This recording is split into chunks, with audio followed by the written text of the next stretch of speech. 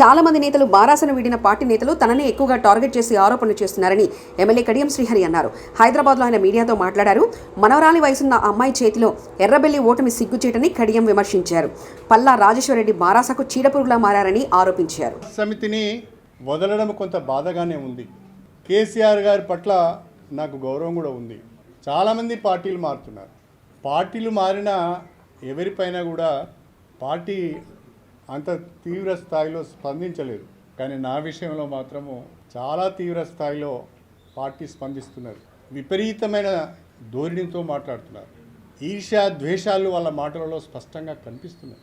నిన్నటి వరకు వారితోనే ఉన్నాను, నా గురించి తెలియనిది ఏముండదు, కానీ మాట్లాడే పద్ధతి సంస్కారం సభ్యత లేకుండా మాట్లాడుతున్నారు. మాజీ మంత్రి దయాకర్ రావు గారు అంటారు కేసీఆర్ కుమార్తెకు 3వ స్థానం వస్తుంది అని. మరి ఇక్కడ కేసీఆర్ కుమార్తె నిలబడతలేదు, కడియం శ్రీహరి కుమార్తె నిలబడుతున్నారు. అంటే ఏం మాట్లాడుతున్నాం కూడా అర్థం కావడం లేదు. ఎక్కడ మాట్లాడుతున్నాం, ఏ స్టేజ్ మీద మాట్లాడుతున్నాం కూడా అర్థం కావడం.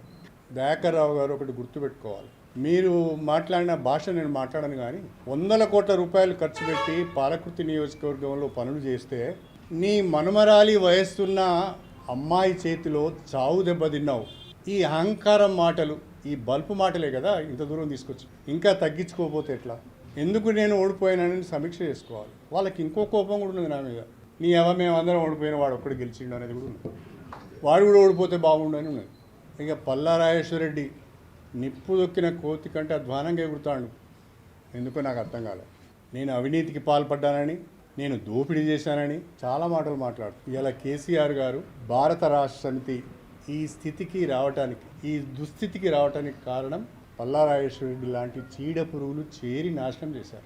తెల్లారు లేస్తే పక్కన ఉండి చెప్పుడు మాటలు, లేనిపోని మాటలు చెప్పి పార్టీని భ్రష్టు పట్టించారు.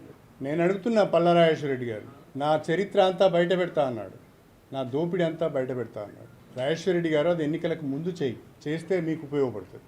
నేను ఎక్కడ తప్పు చేశానో, ఎక్కడ దోపిడీ చేశానో, ఎక్కడ భూ కబ్జాలు చేశానో, ఎవరి దగ్గర డబ్బులు తీసుకున్నానో మీరు ఒకసారి చెప్తే అది మీకు ఉపయోగపడుతుంది. అది చెప్పలేదనుకో, నువ్వు చేసిన ఆరోపణల పైన ఆధారాలతో బయటికి రాలేదనుకో, నీ బట్టలు తీసి జనగామ చౌరస్తాలో నిలబెట్టుడు మాత్రం ఖాయం.